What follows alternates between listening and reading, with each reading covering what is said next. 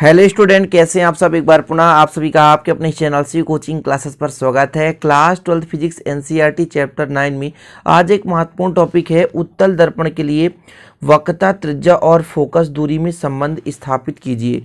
अभी मैंने एक इसके पहले अवतल दर्पण के लिए कराया था और यह है उत्तल दर्पण के लिए। ठीक है, उत्तल दर्पण के लिए अवतल और उत्तल में डिफरेंस होता है स्टूडेंट। ठीक है, परावर्तक जो पृष्ठ होता है, जैसे यहाँ पर गोलीय है, उभरा हुआ भाग होता है, अवतल दर्पण में दबा हुआ भाग रहता है। ठीक है, इसी के यदि अपोजिट हो जाता वो अवतल दर्पण कहलाता। लेकिन यहाँ पर प्यारे भाइयों, यहाँ पर उभरा हुआ है, जो परावर्तक पृष्ठ जो है वो उभरा हुआ है।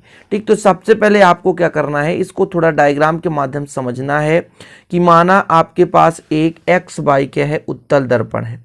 देख पा रहे हैं आप, एक्स वाई, ये एक्स है और ये वाई है। माना एक्स वाई एक उत्तल दर्पण है जिसका यहाँ पर ये जो पी है क्या है, वो ध्रुव है। एफ क्या है, फोकस है, मुख्य फोकस है, और सी वक्रता केंद्र है।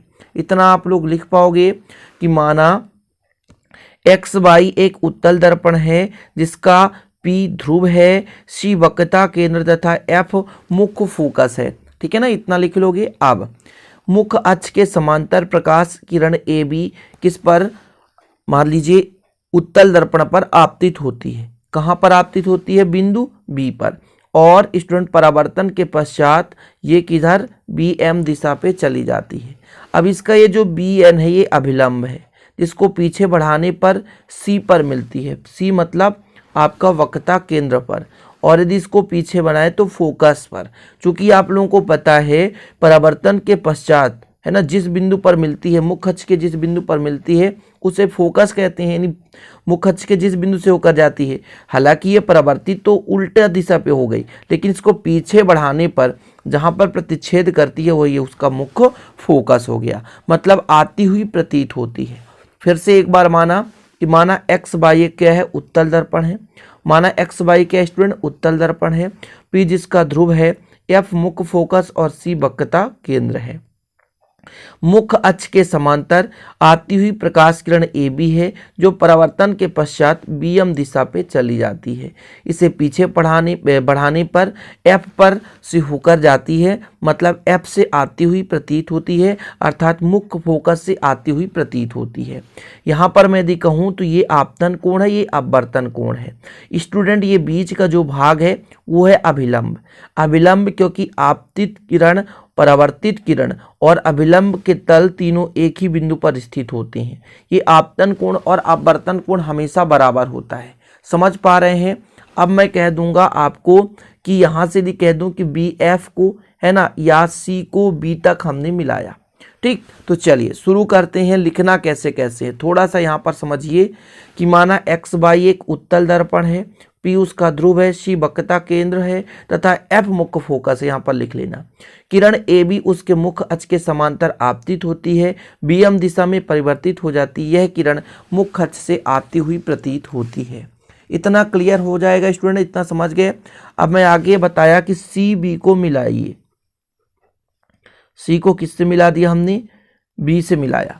ठीक है, तथा इसको एन तक, अभिलंब है तो एन तक बढ़ाया, तथा एन तक बढ़ाया। तब किसके नियम से स्टूडेंट, परावर्तन के नियम से। परावर्तन के नियम से क्या, आपतन कोण बराबर परावर्तन कोण, परावर्तन के नियम से। परावर्तन के नियम से, परावर्तन का नियम क्या कहता है, आपतन कोण जो है मतलब कोण ए बी एन बराबर कोण एन बी एम, ये बराबर होगा। इसको आप समीकरण दे भी सकते हैं, आपतन कोण बराबर परावर्तन कोण। थोड़ा सा डायग्राम में आप समझ पाएंगे कि ए बी एन यहाँ का कोण जो है और एन बी एम ये आर है। आपतन कोण का मान परावर्तन कोण के बराबर होता है। यहाँ पर वही चीज किया मैंने, कोण ए बी एन बराबर कोण एन बी एम। इसको आप समीकरण 1 दे दीजिए। इसके आगे स्टूडेंट थोड़ा सा समझने की कोशिश करेंगे, है ना, स्टेप बाय स्टेप समझाऊंगा, बस थोड़ा सा आपको धैर्यतापूर्वक समझना है, चीज़ें समझें। यदि मैं कह दूं कि जो ए बी है वो स्टूडेंट पीसी के समांतर है कि नहीं? तो आप कहोगे ए बी समांतर पीसी। जी हाँ, ए बी किसके समांतर है? पीसी के समांतर। आप देख सकते हैं क्योंकि मुख्य अक्ष है पीसी, समांतर है और इसको जो है वीसी मिलाती है ना, बीसी रेखा मिलाती है, बीसी रेखा मिलाती है। क्लियर? इतना कर सकते हो आप कि ए बी और बीसी, पीसी है स्टूडेंट यहाँ पर, सॉरी, ए बी और पीसी, ए बी और पीसी एक दूसरे के समांतर है, जिसे बीसी क्या करती है? मिलाती है। इतना क्लियर हो गया। अब आगे यदि मैं आपसे कह दूं कि संगत कोण बराबर होता है, मतलब ये जो आपका कोण ए बी एन, कोण ए बी एन जो होगा वो कोण, ये कोण और ये कोण दोनों संगत हैं। मतलब स्टूडेंट यहाँ पे मैं कह सकता हूँ कि बी सी पी, यानी बी सी पी, ये हो गया क्लियर। इतना समझ गए कि ये और ये दोनों कोण कौन से कोण है? संगत कोण। अब इसके बाद आप देखेंगे शीर्षाभिमुख कोण क्या कहलाता है। तो यदि मैं कह दूं ये कोण और ये कोण, ये देखिए दोनों एक दूसरे को प्रतिच्छेद करती हैं, तो ये कोण और ये कोण शीर्षाभिमुख कोण कहलाएगा। ये कौन से कोण हो गए? संगत कोण हो गए। कौन से कोण हो गए? संगत कोण। ठीक है, संगत कोण क्लियर है। इसको आप दे दो समीकरण 2, संगत कोण आपने निकाल लिया। इसके बाद स्टूडेंट मैं शीर्षाभिमुख कोण आपको बताता हूं कि कोण ए बी एम, कोण ए बी एम बराबर होगा कोण, यहां पर हो जाएगा सी बी एफ, सी वी एफ। ये कौन सा कोण है स्टूडेंट? शीर्षाभिमुख, शीर्षाभिमुख कोण। मतलब यदि दो रेखाएं एक दूसरे को प्रतिच्छेद करती है तो आमने सामने के कोण बराबर होते हैं, जिसे हम शीर्षाभिमुख कोण कहते हैं। अब देखिएगा, ये स्टूडेंट इसके बराबर है, ये इसके बराबर है और ये इसके बराबर है। थोड़ा सा ये गड़बड़ हो गया क्या? एन बी एन होना चाहिए ना, एन बी एन। समझिएगा समीकरण 1 2 3 से ये इसके बराबर है, ये इसके बराबर है, ये इसके बराबर है। समझ पा रहे हैं? तो मैं यदि कह दूं कि यहां पर आपका सी बी एफ, यानी जो आपका कोण ये है और कोण ये है, दोनों बराबर होगा। क्यों नहीं होगा? होगा। देखिए ये इसके बराबर है ऑलरेडी, ये जब इसके बराबर है, समझ पा रहे हैं, और ये इसके बराबर है और ये इसके बराबर, इसलिए दोनों बराबर है। देखिए ना, फिर से समझिए, ये इसके बराबर है, ये इसके बराबर है, ये इसके बराबर है, तो ये दोनों बराबर होंगे।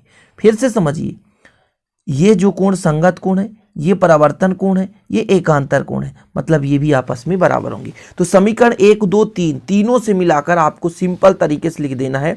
कहां से? समीकरण 1 से 2 से 3 से।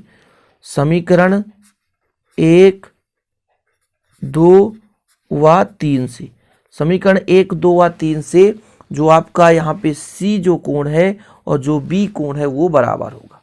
सिंपल, मतलब कोण सी बी एफ जो होगा वो कोण बी सी पी के बराबर होगा। अब स्टूडेंट यदि कोण बराबर हैं, यदि कोण बराबर हैं तो उनके सम्मुख भुजा बराबर होते हैं। तो आपको लिखना है कि जैसे त्रिभुज आपके पास है, त्रिभुज सी बी एफ में देख सकते हैं कि यदि इनके ये कोण बराबर हैं तो इसके सम्मुख भुजा ये जो हो जाएगा एफ सी हो जाएगा और इसका सम्मुख भुजा बी एफ हो जाएगा। ये बराबर होगा स्टूडेंट। तो आप यहाँ पर कर सकते हैं कि जो बी एफ है वो किसके बराबर हो जाएगा? एफ सी के बराबर होगा। आप लोग बता सकते हो कि यहाँ पर बराबर कोण के सम्मुख भुजा अर्थात समान कोण के सम्मुख भुजा बराबर होते हैं। अब चूंकि स्टूडेंट दर्पण का द्वारक अत्यंत छोटा हो, यानी ये जो बिंदु पी बी है यहाँ पे बहुत पास आ जाए, बहुत पास आ जाए, तो जो बी एफ की लंबाई होगी, थोड़ा समझिएगा, वो पी एफ के बराबर होगा। यानी दर्पण का द्वारक अत्यंत छोटा होता है तो जो बी एफ का मान होगा वो पी एफ के बराबर होगा। तो आप लोग इतना लिख लीजिए कि दर्पण का द्वारक अत्यंत छोटा होता है, अतः जो बिंदु बी है दर्पण ध्रुव के पी के अत्यंत निकट होगा। तो जब निकट हो जाएगा तो यही जो बी एफ का मान होगा वो एफ पी एफ के बराबर होगा, लगभग की बात कर रहा हूँ, पूरा एक्स2 पे बराबर होगा नहीं, लगभग की बात कर रहा हूँ। इसको आप समीकरण 4 दे दें, इसको समीकरण 5 दे दें। अब इसके बाद समीकरण 4 और 5 से आप देख पाएंगे कि लगभग स्टूडेंट दोनों वैल्यू बराबर है। यहाँ देख बी एफ और वी एफ यानी एफ सी और पी एफ दोनों बराबर होगा। तो समीकरण 4 और 5 से, समीकरण 4 व 5 से जो आपका एफ सी है, जो आपका एफ सी है वो पी एफ के बराबर होगा। दोनों पक्षों में पी एफ जोड़ने पर, थोड़ा समझने की कोशिश करें, दोनों पक्षों में क्या करेंगे, पी एफ जोड़ने पर, पी एफ जोड़ने पर तो जोड़ दीजिए एफ सी धन पी एफ बराबर पी एफ धन पी एफ। देखिएगा एफ सी और पी एफ जोड़ेंगे तो ये हो जाएगा पी से सी तक की दूरी और ये हो जाएगा 2pf।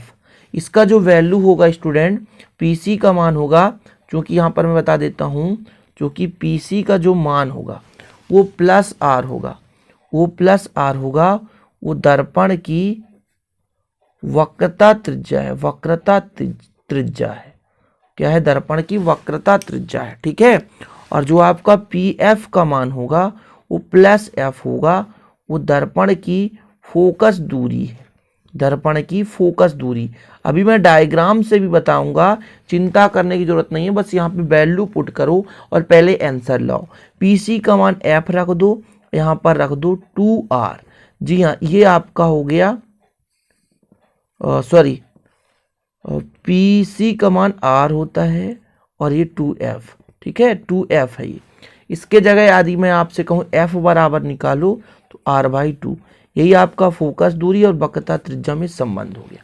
अब यहाँ पे मैंने जो किया वो आप लोग समझे, जैसे एफ सी और पी एफ बराबर पी सी कैसे आ गया, तो ये डायग्राम है आपका, एफ सी, यहाँ से एफ सी हो गया और पी एफ बराबर पी सी, मतलब इसको और इसको जोड़ेंगे तो टोटल यहाँ से आए। अब देखिए वक्रता त्रिज्या को आर से दर्शाते हैं और यहाँ से यहाँ तक यानी यहाँ से यहाँ तक यानी फोकस दूरी को हम दर्शाएं तो एफ से। जब भी दर्पण हो उसके यदि बाएं साइड लेते हैं तो नेगेटिव और दाएं साइड लेते हैं तो पॉजिटिव लेते हैं। तो ये जो आपका चिन्ह परपाटी के अनुसार से प्लस माइनस लिया जाता है, ठीक है स्टूडेंट। तो ये हो गया आपका कंप्लीट, ठीक है। तो आशा और उम्मीद है वीडियो पसंद आई होगी, पसंद आए तो लाइक कर देना, दोस्तों के साथ शेयर कर देना, नए हैं तो चैनल को सब्सक्राइब कर लेना, साथ ही बेल आइकन प्रेस कर देना। मिलते हैं इसी प्रकार अगले वीडियो में नए टॉपिक के साथ, तब तक के लिए जय हिंद, वंदे मातरम।